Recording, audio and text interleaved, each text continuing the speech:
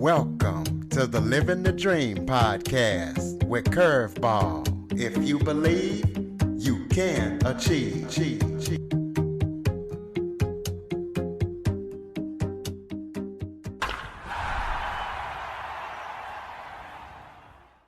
Welcome to the Living the Dream with Curveball podcast, a show where I interview guests that teach, motivate, and inspire.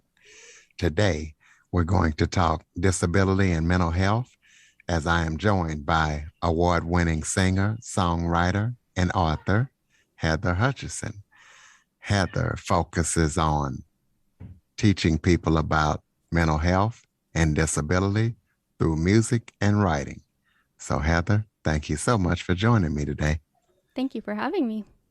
Why don't you start off by giving everybody a little bit of background about yourself? For sure. As you said, I'm a singer, songwriter, and author. I have 3 albums out. I'm working on a new one right now, which is really exciting. I live on Vancouver Island in Canada, and I just released my memoir called Holding On by Letting Go, which kind of details my life as a blind person in Canada and Latin America, as well as my struggles with mental health over the years, which ultimately culminated in me being hospitalized for psychiatric care at the beginning of the pandemic. So it kind of gets into what that hospitalization was like as well. Well, tell us first what life is like as a blind person, but even as a blind person in different countries. Yeah, so I would say it's definitely different between here and Canada. I would say, and I'm going to make some huge generalizations here, but I would say in Canada, people I meet kind of have one of 2 responses to my blindness. They either pretend that they're super cool with it and they crack jokes, and which is cool. I like a good blind joke as much as the next person, but they're not that original when you've heard them all 1,000 times. Or they get super awkward and you can tell that they want to ask questions, but it gets to the point where there's this elephant in the room because they don't want to talk about it and they don't want to bring it up. And in Latin America, I would say people are generally more willing to meet you where you are. So a little more accepting of differences and a little more observative. So they don't ask very many questions, but they kind of observe and figure things out and just really treat you like you're, one of them. Well, let's talk about your hospitalization. Kind of tell us about that and tell us what that was like. Yeah, so I was hospitalized in June of 2020. I had been struggling with major depressive episodes, well, for a long time, since my early teens, and they would come and go. And in November of 2018, I entered into one that didn't end, and it kind of went on, and I set up an emergency meeting with my doctor. They changed my medication, gave me more outpatient supports, and things were getting better, but then the COVID-19 pandemic hit in March, and it was, my doctors and therapists stopped seeing people in person. They were seeing people, they were just having phone consults, not even video calls, so they couldn't really see how I was deteriorating. So during those months, things just got worse and worse. I wasn't sleeping, I wasn't eating, and I decided that because things were so out of control in my life, the only thing I could control was how and when I was going to die. But I decided that before I did that, I would go to the hospital kind of as a last-ditch effort for my friends and family, because I wanted them to know that I had tried. So I went into the hospital. I wasn't expecting them to keep me, but they ended up certifying me under the Mental Health Act, which means that I wasn't free to leave. And it was... People always ask if it's like it is in the movies, and yes and no. I mean, there is a lot of drama that happens, but it's not constant, I guess, like in the movies.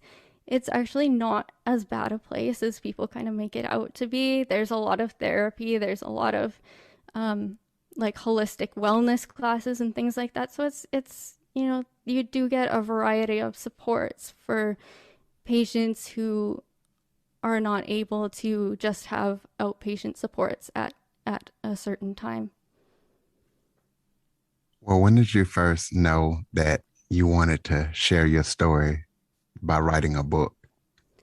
I was in the hospital actually when I first kind of came up with the idea. People had been telling me for years that I should write a book, but I never really had much to say. I didn't think, and I was, busy with songwriting and things like that. So I thought that was enough way to express myself. But this one night I was in the hospital and I was lying there. I couldn't sleep. And a patient was transferred in by air ambulance in critical condition. And as soon as they got there, they called a code blue. And so I'm lying in the bed and I'm thinking about this person's loved ones and thinking, like, my God, they must be having one of the worst nights of their lives. It must be so scary. And then I started thinking about my own loved ones and thinking, well, how can I feel so much empathy and compassion for this person's loved ones while knowing the decision I want to make will, devastate my own? And then I was thinking of the patient and I thought, this person is fighting to live and I'm fighting to die and I have a choice here. And if I choose life, then I need to do something good to try and help and support and educate other people so that something good can come out of this really difficult situation. Well, let's talk about the songwriting and the book writing process. How does it differ? And tell us about those processes.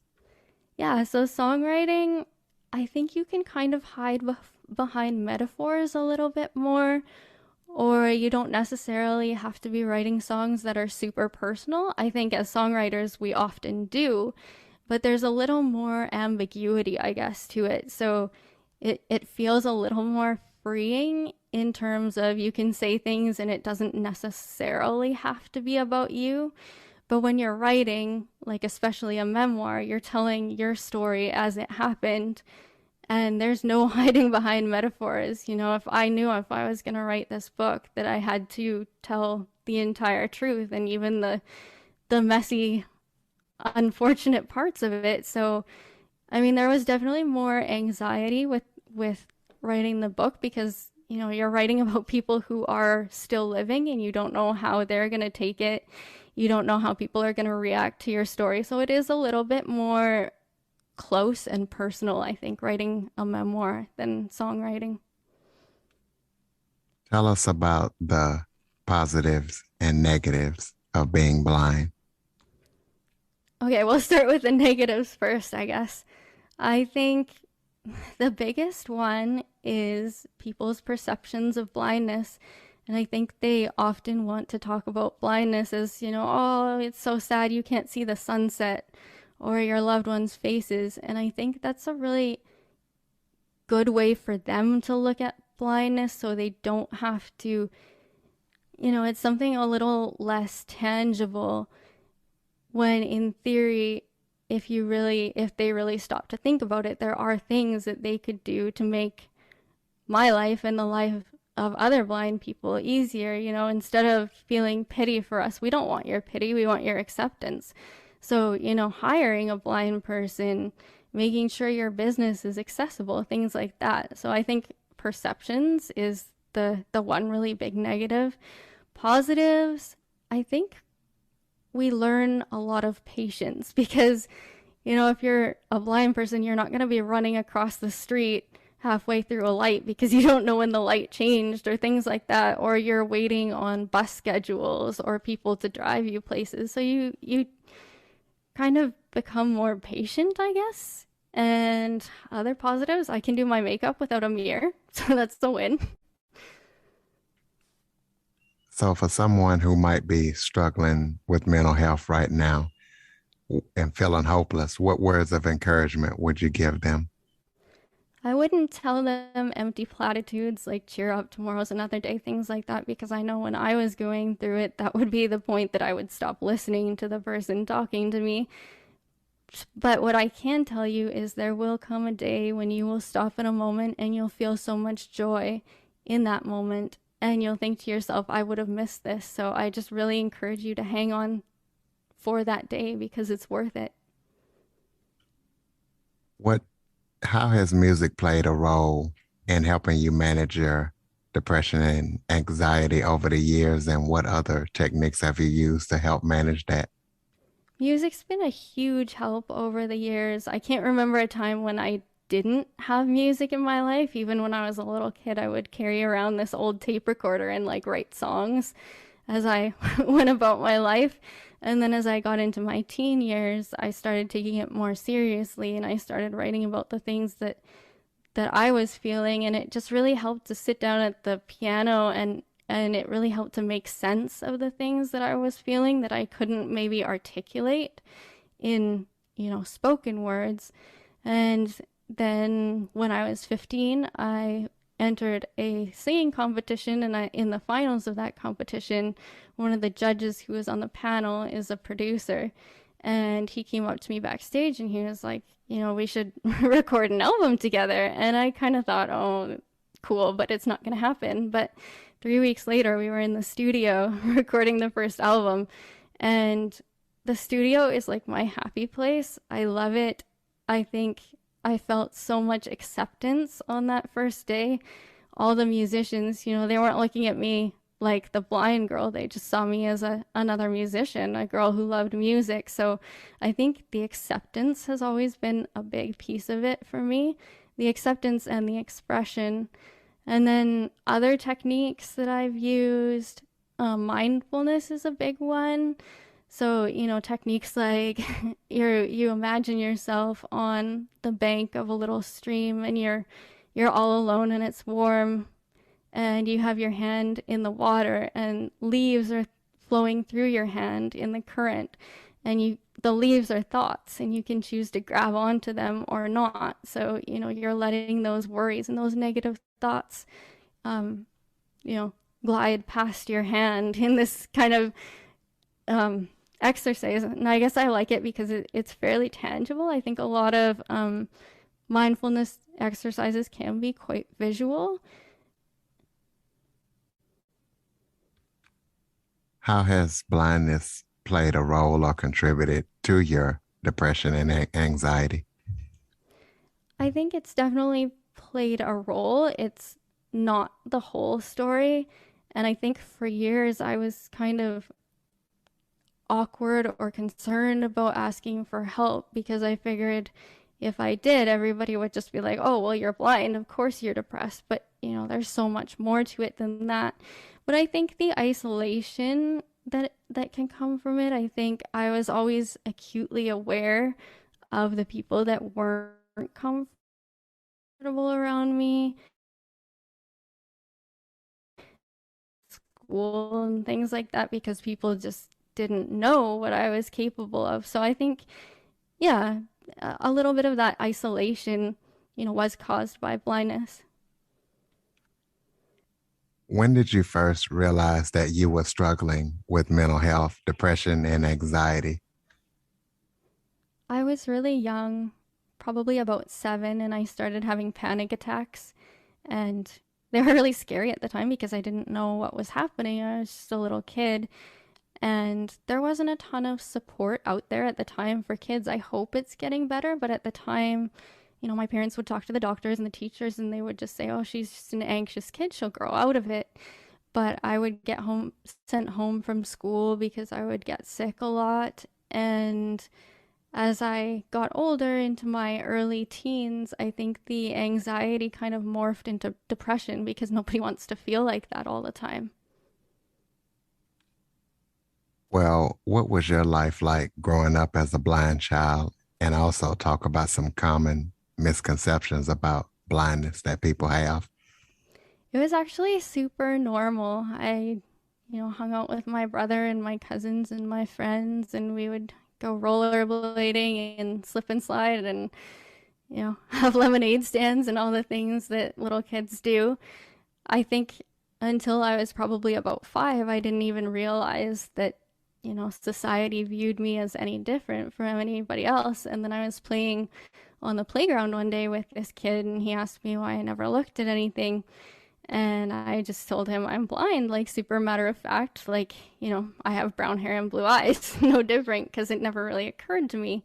at that point that it could be construed as something negative. And he actually pushed me and ran down the slide and jumped on his bike and left, because he was so uncomfortable with the fact that I was blind. So that was the first time I really realized that I was different.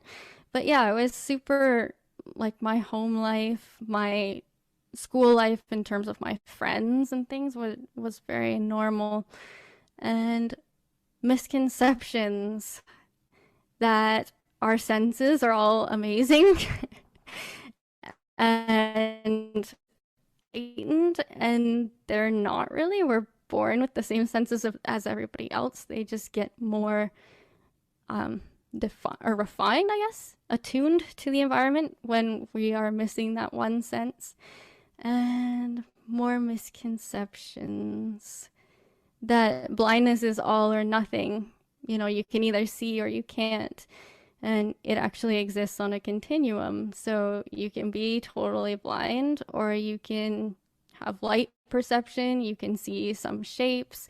You know, it really depends on the person. For me, I see better in certain lights and on certain days than others. So it's a very like fluid thing. It's not this all or nothing. You're blind or you're not. Well, tell us about your book and tell us about your songs, your albums that you got out. Yeah, so the book just came out a couple months ago, and we just released the audiobook of it as well, so I'm really excited about that. I narrated it, and it was way more work than I thought it was going to be, but I'm glad that it's out now. And so it's available on Amazon and Audible and Apple Books and everywhere you get your books, pretty much, in print, ebook, and audiobook. And my music, the three albums I have out so far, are on Spotify and Apple Music and all the places, YouTube, everywhere you listen to music. And hopefully there will be a new one coming out soon. Well, tell us the name of that book and what people can expect when they read it. The book's called Holding On by Letting Go. And it's just a very personal account of my life, really starting at the beginning and progressing through the different stages, you know, childhood, adolescence, university, all those things. And the, I guess, different struggles I had with blindness and otherwise. And then the second half of the book really gets into my hospitalization and the therapy I went through and things like that, what things were like in the hospital. And tell us the name of those three albums so people can check them out. The newest one is called Where the Ocean Meets the Sand. Then there's another one called Charades. And my very first one that came out when I was 16 is called Hello. All right. Well, you think you could sing a little bit for us, kind of demonstrate your voice, or maybe one of your top songs, just a little bit of it? Do a little acapella for the A audience? little acapella. Let me think. I'm awakened by your teardrops in the shadow light of dawn. We know it, there's no secret. We don't have too long. You don't need to tell me I've been slipping away. I don't know who I was, but I know I'm not the same. Ladies and gentlemen, that is the Canadian version of Kelly Clarkson. That was nice. When is that new album going to be out? Do you know? I don't know yet. We're actually hopefully starting the recording in October, and then I kind of hope in the spring. I'm like a little hesitant to give really firm dates because all these things, they always take longer than you think they will, but soon. Do we just type in Heather Hutchison? Yeah, you can check out my website, heather-hutchison.com, Hutchison, and all my links to my social media and my book and my albums are there, so you can check it out. Perfect. That was the next question. One final question for you. Give us some final thoughts before we close it out. Final thoughts. Give yourself grace. because you're you, and your best might not be somebody else's best, but if you're doing your best, then that's truly what matters. Ladies and gentlemen, make sure you check out Heather Hutchison on your favorite platform. Check out the albums, check out the book. Also, be sure to follow, rate, review, share this episode to as many people as possible. After listening, listeners, go to the Google Play Store and download the Living the Dream with Curveball podcast app.